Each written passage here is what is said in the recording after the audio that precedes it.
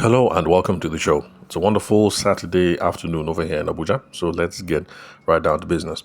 Today's question, or rather, it's not really a question today because I didn't get this question, but I think it's something that we ought to be talking about over here on the podcast because I'm currently coaching a sales engineer and two sales staff for a client of mine, and this is something that has come up time and time again because when we're having conversations with prospects, with potential clients, it's nice to be able to figure out when we're getting buying signs or buying signals, or if we're interpreting things the wrong way and what we have is a misleading signal. So, how can you differentiate between a buying signal or a misleading signal or a buying sign, or you get the whole idea?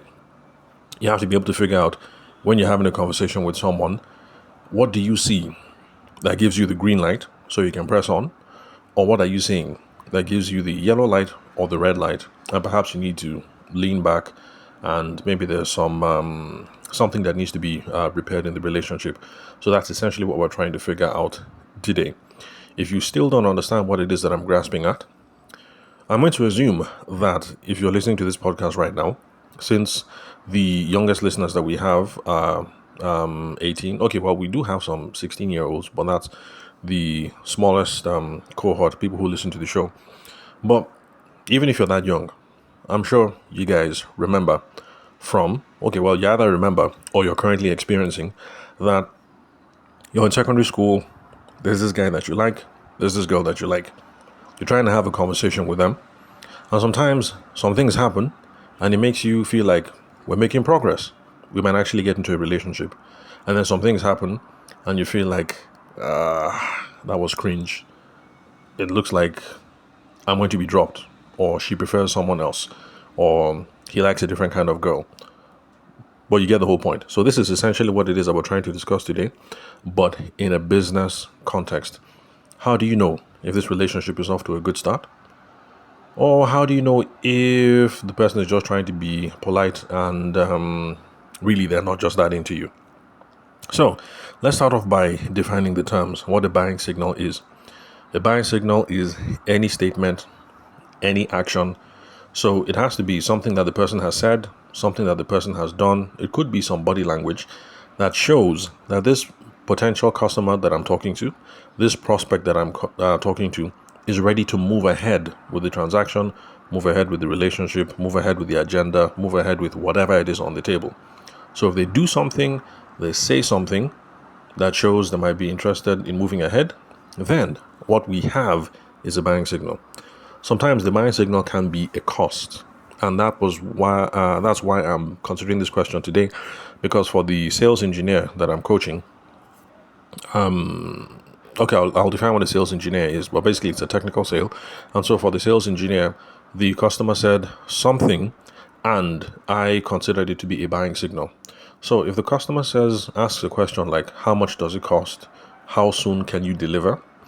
Is this thing going to match with my XYZ when you guys install it? Because remember, we're talking about a technical situation here where the firm in question sells some technical components that have to be merged with the other person's business. So when people start asking questions like that, it could be a buying signal. So it's not every single time that someone says, how much does it cost, that you start salivating and you think, oh, I have a deal. I'm going to be rich. It's not every single time somebody asks, how soon can you deliver? Or all these sorts of questions. But I'm just saying that depending on the context, depending on how we read it, what came before, what goes after, it might be a buying signal or it might not be a buying signal. So it's going to be a misleading signal, or it's going to be a misleading indicator, or it's going to be a false signal, or it's going to be whatever it is that you want to call it, if the statements or the actions, if you have misread them to think that the buyer is ready to go ahead and you're trying to press forward and then you're meeting some resistance. So what is the difference between a buying signal and a misleading signal? The difference is it's contextual. So it's not down to the thing itself. So it's not what did this person say in particular, but what did this person say within this context in combination to whichever factors. That is what lets you know whether you have a buying signal or not.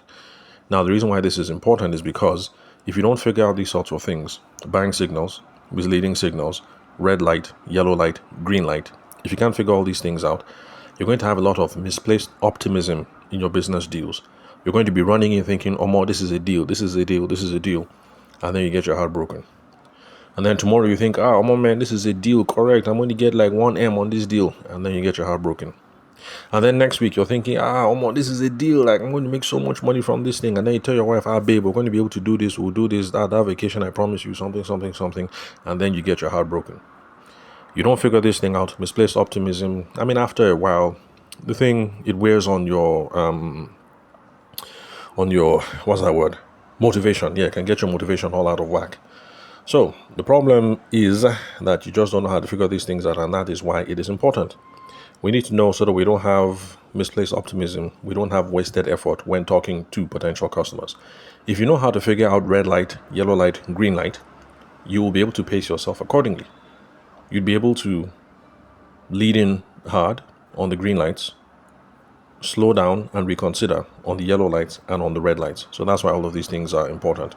So how do we navigate these ambiguities? Because believe me, there are loads of ambiguities, especially if you're coming into this thing new, if you didn't realize that these sorts of things exist.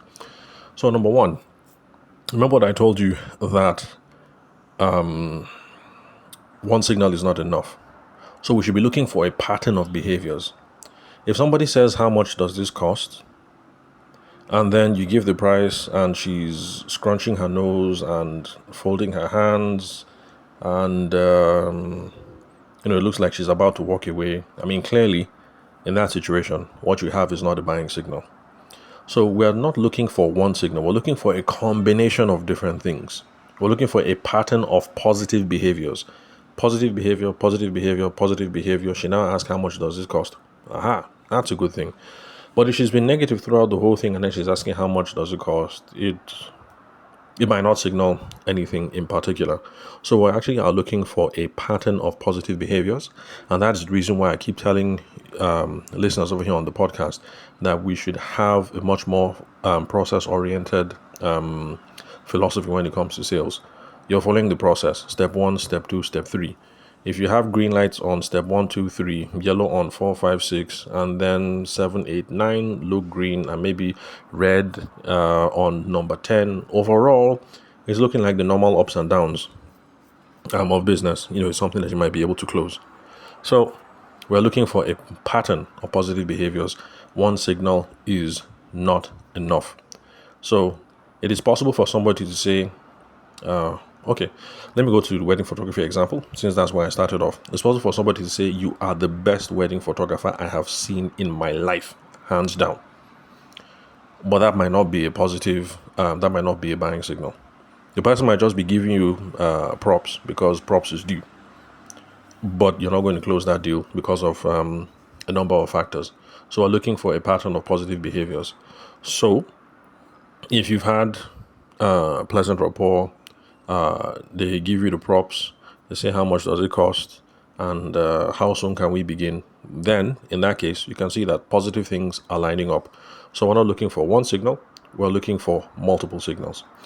Then one thing that a lot of us fail to do, we also have to evaluate their urgency and commitment. People don't ask questions about timelines.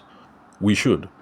But it definitely is a good sign when the customer is the one who is asking about timelines and next steps. That's a very good sign.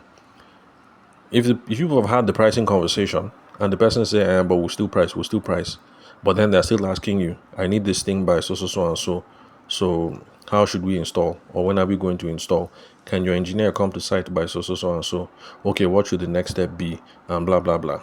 If they're asking those questions, actually, it is a good thing. Because most people, if they're having a bad experience or they're not convinced, are not going to ask those kinds of things. I remember my first phone call when I started off as a wedding photographer. I decided, let me come in and start high end. So the lady called me, and this was a while ago. Let's say 15 years ago. So the lady called me, we had a nice chat, and then she said, okay, how much? And then I said 400K. She said, thank you. And of course, I was stumbling and stuttering, trying to get the conversation going again. And she was like, no, thank you. You want to build house on my head? No problem. Thank you. It's okay. Thank you. It's okay. And that's how the conversation ended. So if I said 400K and she was like, oh, okay, fantastic. No problem. So when do you need the payment by? How many wedding photographers are there going to be? How soon am I going to get the wedding album? Do I have to come to your studio with my fiance so we can have a look at samples? So that's a different kind of conversation. So you can see that we have multiple signals there, and then the person is now the one who is bringing up commitment issues and timeline issues and things like that. So we have to be discussing these things. If they bring it up, it's a good sign. But even if they're not bringing up, you are the one that should be bringing up these things. So whether you're the wedding photographer, you're a cake baker, or you're a deep sea engineer and you're discussing with Shell or whatever, if Shell is not asking you those questions, you need to be asking Shell these questions. Okay, this project on the site, ML something, something, something, when is groundbreaking ceremony? When are we expected to break grounds, to lift oil, to do this, to do, you engineering people, you know what it is I'm talking about. You should be asking these kinds of questions. When you ask these questions, you're going to get all the information that you need to be able to evaluate that, okay, all these things that are going on now, is this green light, yellow light, or red light? Is this buying signal, well, on course? Or is this you're missing the plot, you don't miss road, this deal is dying?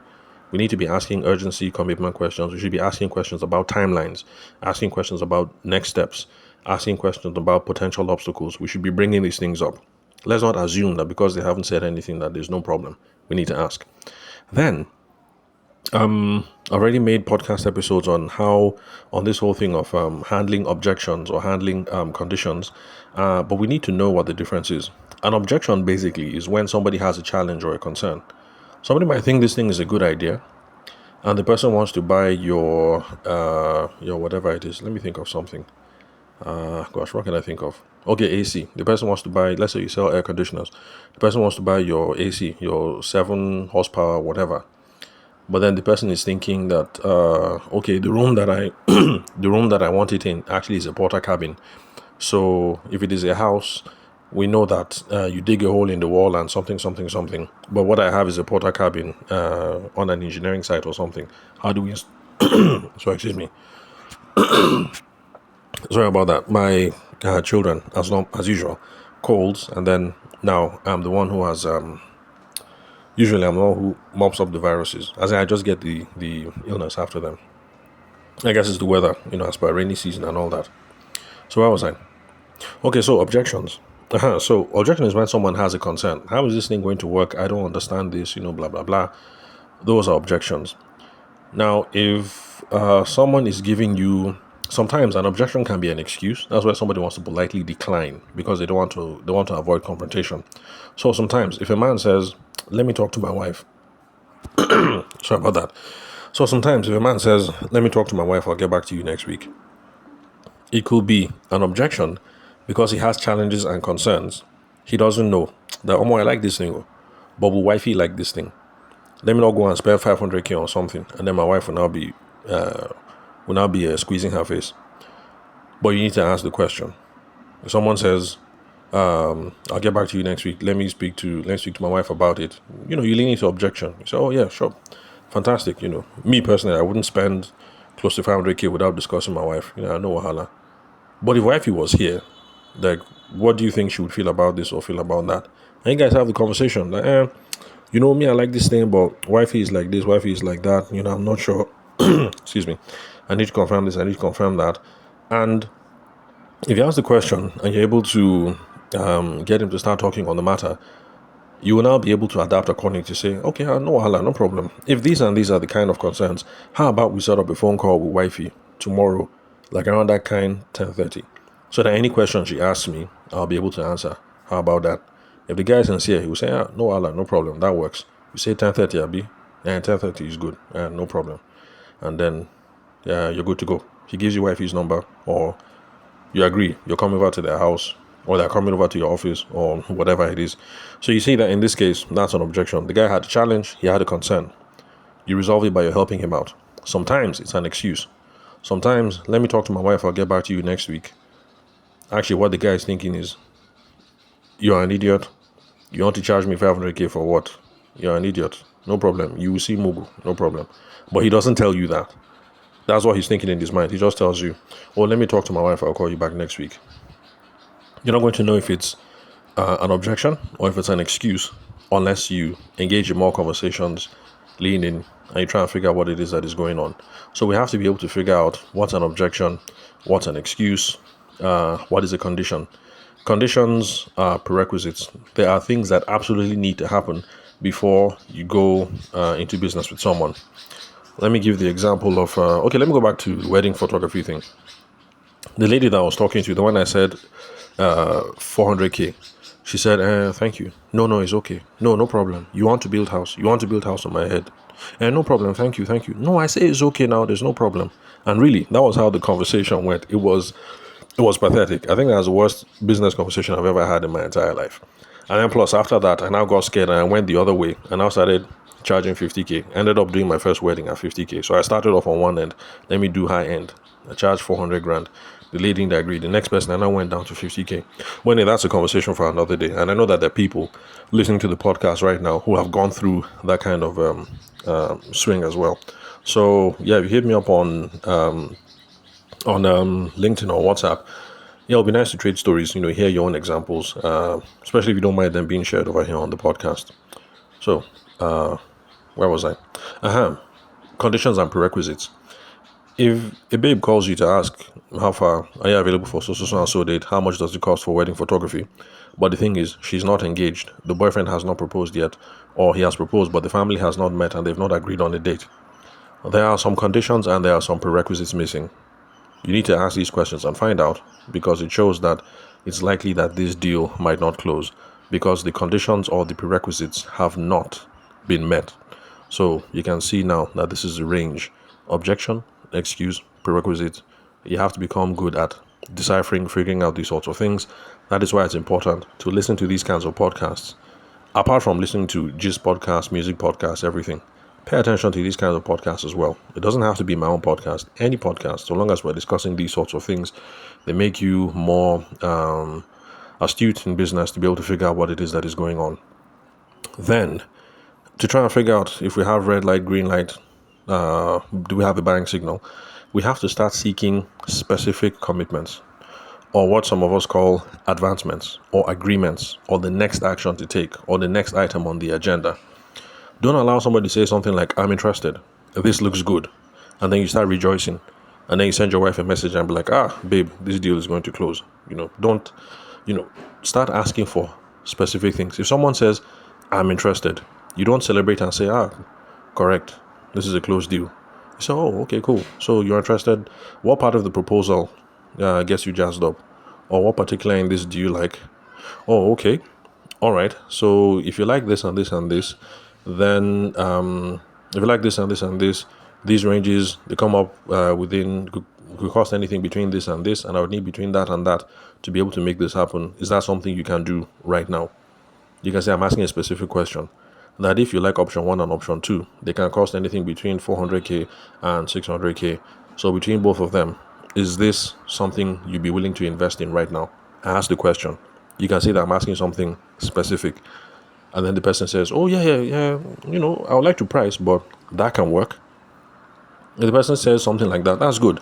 We're getting some specificity. Yes, we're getting some specificity. So in that case, that's a good sign. I can still even make it more specific. Like, okay, no problem. You want to negotiate? Well, we're talking right now. How about we go ahead and just iron it out?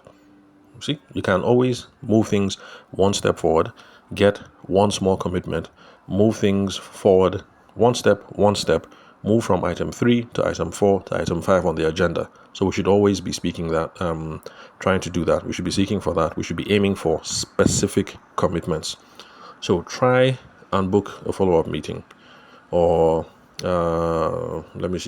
or try and get a date when both of you are going to discuss the proposal that you've already sent, or you guys can start examining timelines and making commitments based on timelines.